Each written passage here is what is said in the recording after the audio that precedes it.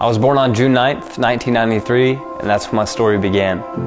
My mother had me when she was 18 years old, when she was in high school, and my father was out of high school, and they didn't plan on having me. I was a mistake, if you would, and I was born with a disease called gastrostesis, where my intestines are on my outside. It was a pretty rare disease back then, and didn't know if I was going to be able to make it or not, but obviously God had different plans. So on the outside, everything looked pretty picture perfect. Had the strong, tough, professional boxing dad and a beautiful mom who was a model, but on the inside it was a different story. The fighting wasn't just in the ring, it was in home. I grew up in a trailer out in the middle of nowhere, and in this trailer, noise carried like crazy. So when my parents began to fight, the noise carried where that's all you could hear. And as a little kid, from birth all the way up until 10 years old or so, every single night my parents would begin to argue, and I remember getting so tensed up and very anxious and nervous because I knew what would happen, and begin to hear them raise their voices and begin to cuss each other. And it wasn't just normal fighting, normal arguing. It was yelling and saying very vulgar things, things that I'll never forget. Man, it was so hard. It was so hard to be a little kid and then go to school the next day and act like nothing happened. But it did. About every single night, man, that physical and verbal abuse took place. And eventually my parents split up, and it was hard. And from there, my mom began to go with a bunch of different drug dealers. I remember sometimes Mexican gangs, I remember biker gangs, I remember cocaine dealers, you name it. Man, I've seen that. I remember, man, I was asleep, and I was just a kid, but my dad walked into the room and he says, "Deej, get up," in that stern, scary voice. And I said, "Okay." I said, "Where are we going?" He said, "Don't worry about it. Get in the car." And if you know my dad, he's a very nice guy, but when that switch flicks, it's something that you don't want to see. Many people know it. He's notoriously known for that, and I knew that that's what was taking place. And so we get in the car and we drive about 35 minutes, and he doesn't say a word to me, and I'm pretty scared. I don't know what's going to happen. And finally we pull up to this house there in Springfield, Missouri, and a house that I've never seen before, and my dad says, "Get out." And I get out, and we go up this door, and my dad rips this front screen door open and hits the door one time, and all of a sudden this man came to the door, and he put his face to the door, and my dad grabbed my face and put my face right there with this man who I'd never seen before. And just a kid, I was scared to death. And my dad put my head right there, and he says, "This is the piece of crap that used different words in that, but who is doing something to your mom physically." And I just remember just looking face to face with this man who I've never seen before, an older man. And eventually the cops were called, and so we left. And man, it scared me. Didn't know what was happening. Come to find out, my mom was hiding in this man's basement along with his brother.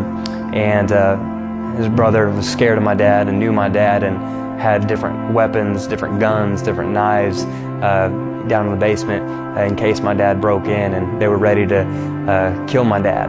And I remember being put in that situation, and we went back home, and once again I went to school the next day and acted like nothing happened. And so when my mom finally left, I was sad. I mean, I love my mom, I love my dad, but everything that was taking place at home, the different abuse and drug abuse, physical abuse, and verbal and all that, it was almost a relief when they left, because I knew that my mom would be okay that night. I knew my dad would be okay that night. And honestly, it gave me a sense of false hope of, well, maybe now that they're divorced, now it'll get better. Maybe now my mom will get sober.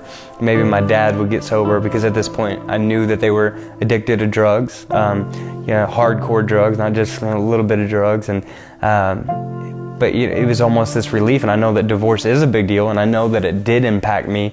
But at that point in time in my youthfulness, I saw it as an opportunity for hope, as perverted as that is. My dad met an individual, and everything seemed pretty well at first. She was a very pretty girl. She was a banker, had a job, and once again, I thought it was maybe an opportunity for me to have a family that everyone else had. And things were good early on, but then once again, the verbal abuse began to happen. And eventually in the 7th grade, my dad and his girlfriend had a baby. And I was so excited because that was my first biological sibling. And he's named after me, Dylan Jagger, and his name is Jagger. Eventually he was born, and then exactly what I feared took place. He got older, and fighting went to a whole nother level. I remember holding my two brothers into my chest in the middle of the night, hearing bloody scream, murder that you'll never be able to get out of your mind. I remember hearing glass break on the walls. I remember bodies flying against the other room. I remember just screams and yelling and cries, and I would just tell them, hey, it's going to be okay. It's going to be okay. And my two brothers would just start crying. I would just comfort them, and we'd go to school the next day like nothing happened. And DFS, which is social services, got involved, and eventually they took my little brother Jagger, and that broke me. That absolutely broke me. I would see him once a week for 30 minutes. We saw him in downtown Springfield, Missouri, and about after the 30 minutes would get over, I'd be with my dad, and the social services lady would walk down with me and my brother and my dad, and Jagger would hold my hand, and he was just a little kid, but he knew what was about to take place. And there we'd be walking down, and he'd start squeezing my hand tighter and tighter, and finally that social services lady would yank his hand from me, and he would just start screaming, I want to go with my big bubby, I want to go with my big bubby. And I just remember just looking at him and trying not to cry, and I was trying to be stable there in front of him, and he was just bawling, I want to go with my big bubby. And I'd just say, buddy, I'll see you next week, okay? I'll see you next week. And I wouldn't let him see me cry, and then I'd get in the car and I'd just break down, because that was my brother, man. I was there for him, and I was so mad at my dad. I was so mad at his girlfriend, and it wasn't fair that everything was taking place. It wasn't fair that all this was happening, but it was a reality that I lived in. And once again, I would go to school the next day and pretend like everything was normal.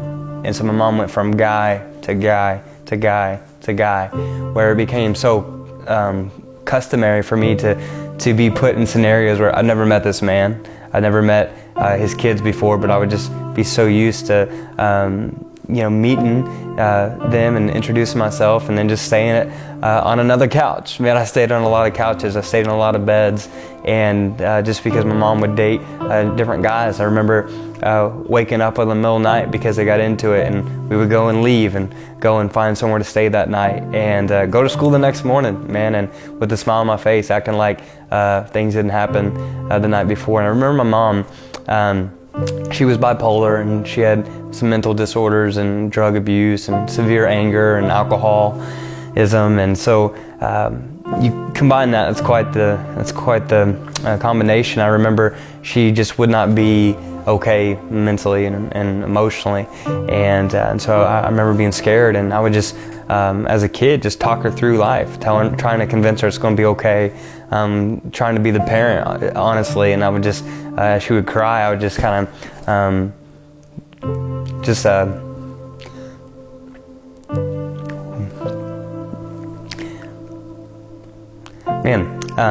would just put her head on.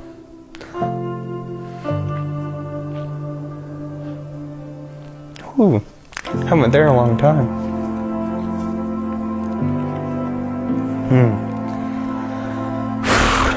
As a kid, man, I would just I put her head on my shoulder and just tell her, hey, Mom, it's gonna be okay. I remember in those homes, we would stay sometimes in very nice homes.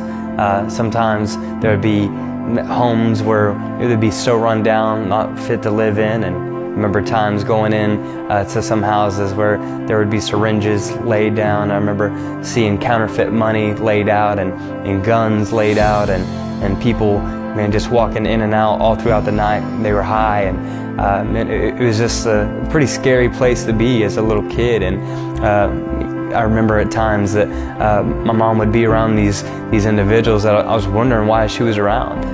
She was this once beautiful, girl, and she still was, but going with these scary, rough-looking guys. And man, we would go from house to house. We'd go from motels. I remember waking up and going to school, and we would go and sneak into some motels to go get some breakfast buffets, and we would steal the breakfast buffets and go to school, and I would go to school smelled like smoke, and sometimes smelling like marijuana, and it was just kind of normal. I remember times where the cops were coming, and so we would have to run away or go different places, try to hide out, and it just became pretty normative. But there was one particular moment, and it really defined who I was as a kid. My mom, she was dating an individual, very rough-looking guy. He was a biker guy, and nothing against biker guys, but this particular individual was in a pretty rough group. And I remember I was pretty nervous about this relationship. I knew this guy was a little bit different. The irony of this story is the man who my dad woke me up in the middle of the night and went to visit and put my head to the door, well, it was his brother who was downstairs with my mom with the guns and things like that. By this time, my mom's actually dating this individual, the man's brother, and I remember I was at a baseball tournament and everybody started acting pretty weird towards me and didn't know what was going on. I came home and all of a sudden the door knocked and somebody walked in, and it was somebody who I recognized, but I couldn't make out who it was until they spoke, and it was my own mom. She was beat so bad that I couldn't recognize it was my own mom. I remember in that moment, tears went down my eyes. I said, "Mama," I said, "what happened to you?" And she said, "Baby, what do you mean? I'm so much better." And I said, "What do you mean you're so much better?" I said, "Look at you, Mom." I said, "I can't even recognize you." I mean, she was beat so bad you can't even explain it. Well, they had to take photos to show the cops what had taken place, and I got a hold of those and I saw them. And it was something that no kid should ever see. The man almost killed her. He stopped at the last second. And the irony of that story is it happened in the trailer where I grew up in, where my mom and dad were fighting as a kid, and there I was covering my ears. Fast forward years later, my mom and this man, they got into it, and this man almost killed her. And I went into that trailer several days after I saw my mom, that she was beaten up, and there I was going through memory lane where my room was and the kitchen was, my parents' room, but the difference this time was I saw my mom's blood literally stained on the walls, on the ceilings, it was the bathtub and everywhere. Though they tried to clean up all the blood that was from my mom, it was everywhere. And it was at that age when anger began to really develop within me. Before I was pretty accustomed to abuse and fighting, but that day something triggered within me. That day it was different. That day, mentally, emotionally, and physically, I was a new person, and I knew it. I was tired of what I was going through. Before I put up with it, and I tried to pretend that things that were happening wasn't really happening, but man, that day, it impacted me in a different way. My name is Dylan Robinson, and this is my story.